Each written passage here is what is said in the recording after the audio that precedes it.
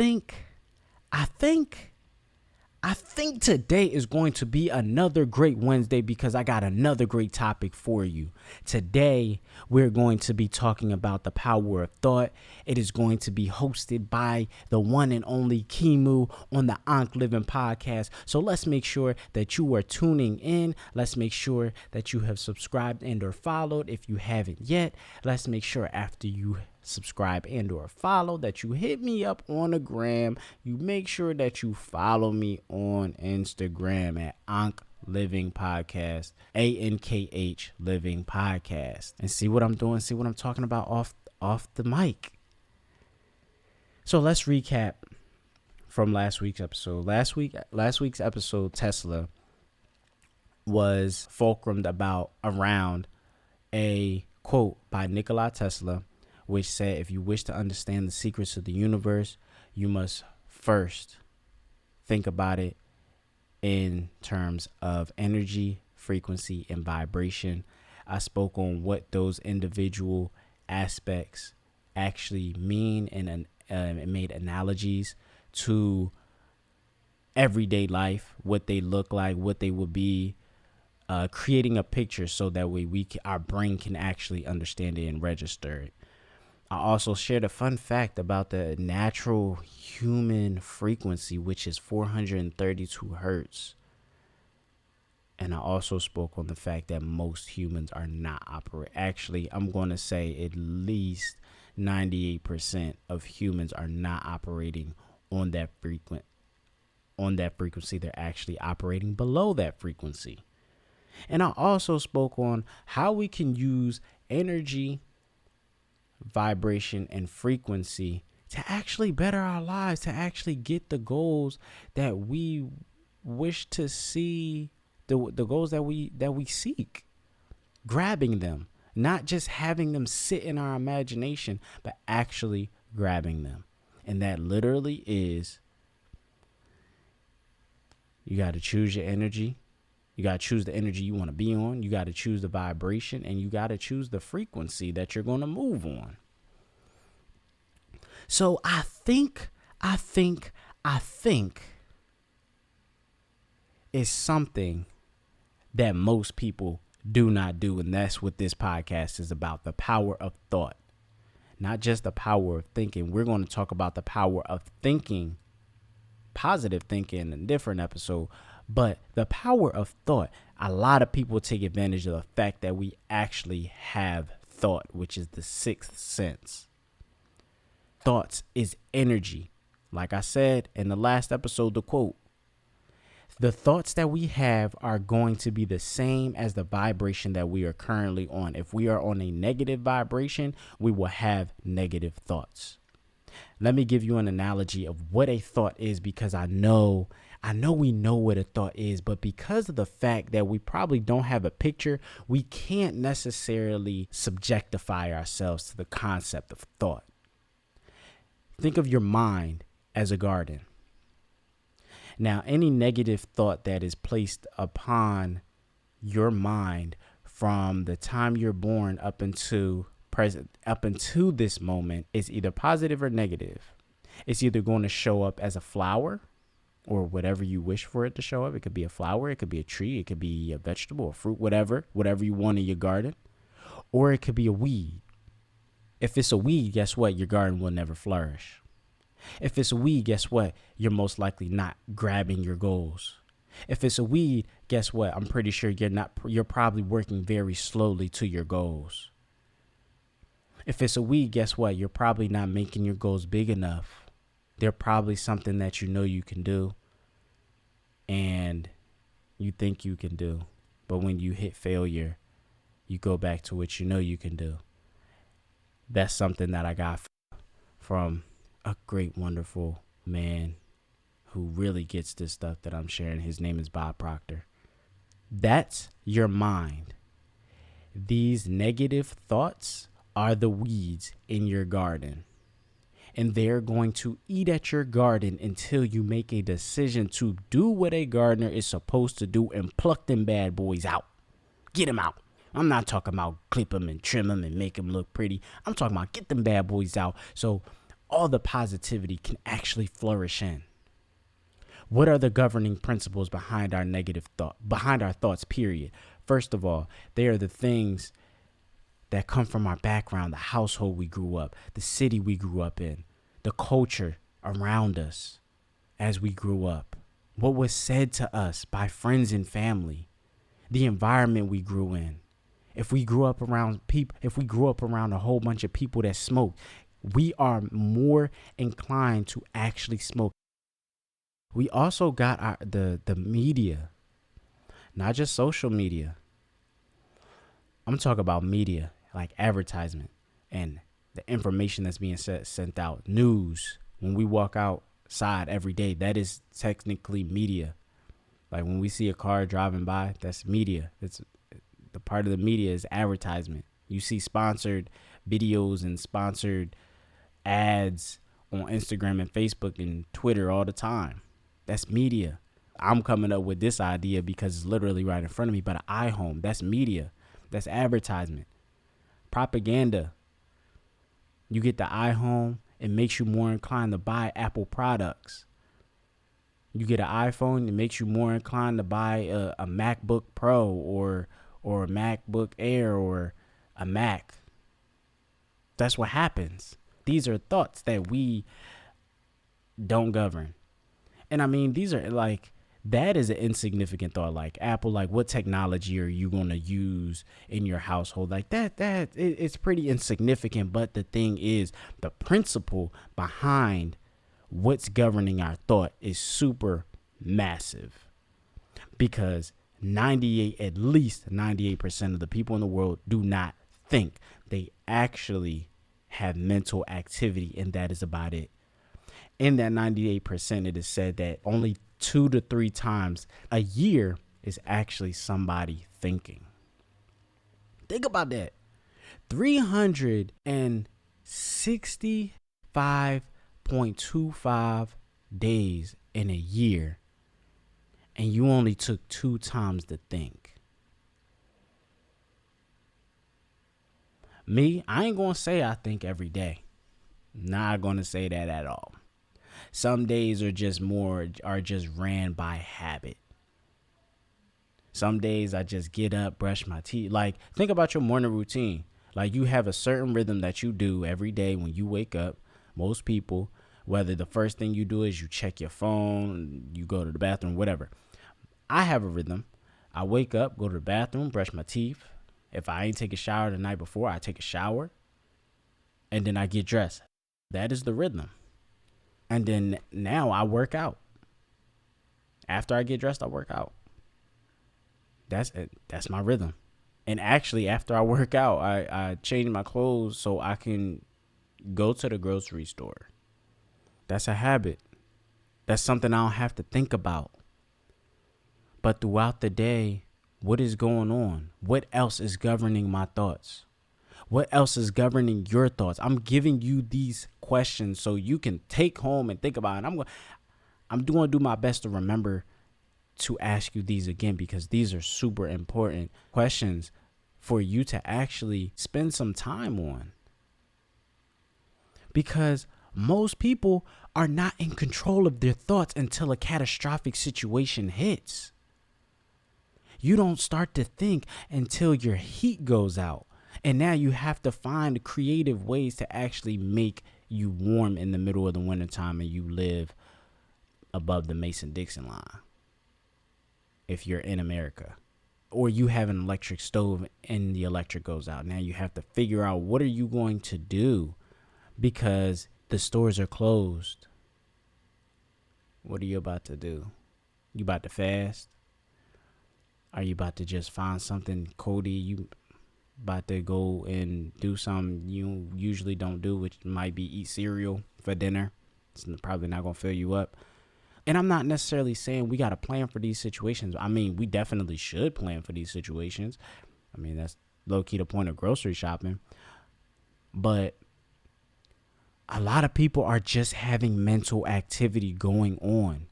And this mental activity is literally governed by everything that I just talked about. what people said. Sometimes we ponder on things that are literally other people. Most times people are pondering on opinions that are not backed by facts. We are pondering on the fact that somebody said that we might be ugly, and that triggered an insecurity about us because we already had a feeling that we might be ugly, but somebody else saying it has triggered something in us. Are we thinking, or is that just thought? Is that a negative thought? Is that a weed in the garden? We have to think. The power of thought is super strong. That's why it's important, as I said before, to be the gardener. Because once you plant the seed, you have to make sure that that seed is getting enough light. The light, the water in the soil is good, but the light is also important too. Are the thoughts that you are creating in accordance with the seed that you planted? If you want to be a millionaire, if you want to own a Maybach, if you want to own an Aston Martin, if you want to be financially free before the age of whatever, if you want to retire by the time you're 45, whatever the goal that you're manifesting, are you actually giving it light? And when I say light, I mean attention. In order for you to give it attention, you actually have to think about it. How often are you giving your goals light? It might be a thought, but are you actually thinking about it? Because thought will evoke a certain amount of emotion. That's why 2 episodes ago, I started talking about emotion. Because as I said, it's energy in motion. What emotion are you putting behind your thoughts? Most of the times, because we are not operating at 432 hertz, we are operating on a lower frequency. We are attracting a lower frequency, and therefore we are in harmony with lower frequency thoughts, which could be poverty, which could be debt, which could be greed, which could be the fear of death. Fear. Everybody's afraid of something. Even the most successful people who have the information that I'm talking about down pat, they got fear going on.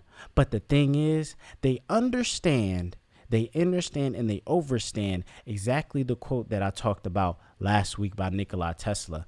And they know that the energy that they carry, they have control over, and therefore they have control over the thoughts they think.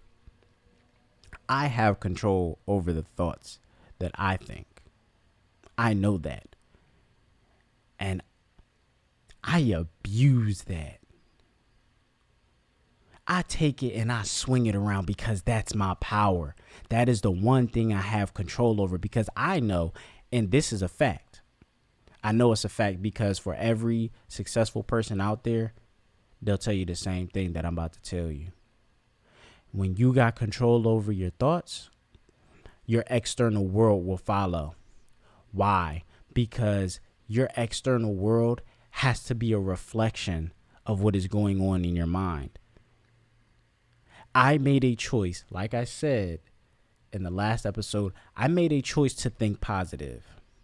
After I made that decision, that choice to think positive, I began to have positive thoughts.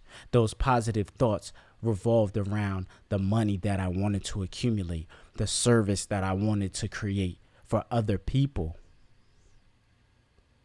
the service I wanted to have for my family, the service that I wanted to provide for my mother, the service I want to provide for my father, the service that I want to provide for people in general.